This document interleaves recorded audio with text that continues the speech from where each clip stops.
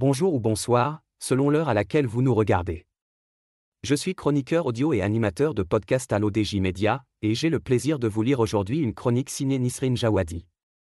Un texte sans détour, qui revient sur un classement international alarmant pour notre pays, celui de l'attractivité citoyenne du Maroc. Le Royaume dégringole à la 100e place sur 165 pays dans le rapport 2025 de CS Global Partners. Passeport peu puissant, instabilité et fiscalité rigide freinent son attractivité internationale. Le Maroc figure désormais à la 100e position sur 165 pays dans le rapport 2025 sur la citoyenneté mondiale, publié par CS Global Partners. Le Royaume ne récolte que 50,5 points sur 100, le plaçant dans la catégorie peu enviable des pays à faible attractivité citoyenne.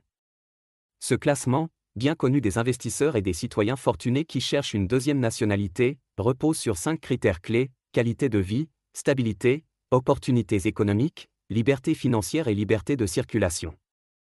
Et malheureusement, sur la plupart de ces plans, le Maroc peine à convaincre. L'auteur poursuit sa démonstration en expliquant plus en détail ce qui coince pour le Royaume. Le rapport pointe d'abord un recul sur la qualité de vie.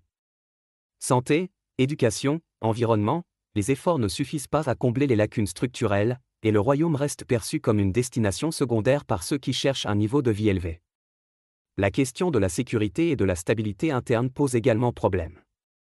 Dans un contexte international tendu, les investisseurs privilégient les pays jugés sûrs et prévisibles. Le Maroc, malgré ses atouts stratégiques, reste associé à un climat incertain, marqué par des tensions sociales et régionales qui nuisent à sa réputation. L'auteur ajoute ensuite un autre facteur déterminant dans cette baisse de l'indice de citoyenneté. Autre signal d'alarme, la mobilité.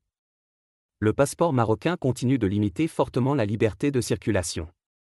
Peu de pays sont accessibles sans visa, ce qui pèse lourd pour les entrepreneurs et les citoyens les plus mobiles, qui recherchent flexibilité et rapidité dans leurs déplacements. L'auteur reconnaît toutefois une lueur d'espoir sur le plan économique.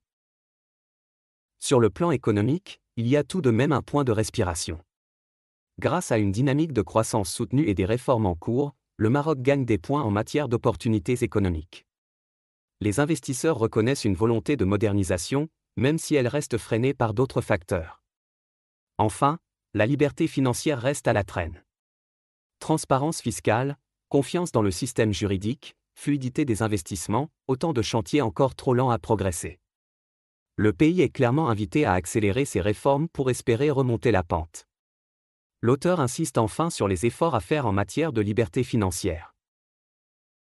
Réformes attendues, image à redresser pour les observateurs, ce genre de rapport ne doit pas être pris à la légère.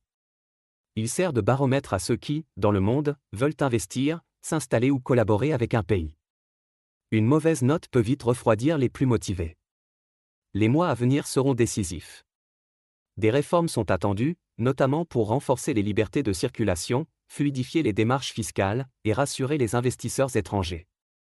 Le Maroc a des cartes en main, mais il faudra jouer vite et bien pour regagner du terrain. Voilà qui clôt notre lecture de la chronique de Nisrine Jawadi. Nous espérons avoir été fidèles à ses mots et à ses idées, sans en altérer ni la forme ni le fond. Merci de nous avoir suivis jusqu'au bout, et rendez-vous dans une prochaine chronique sur l'ODJ Media.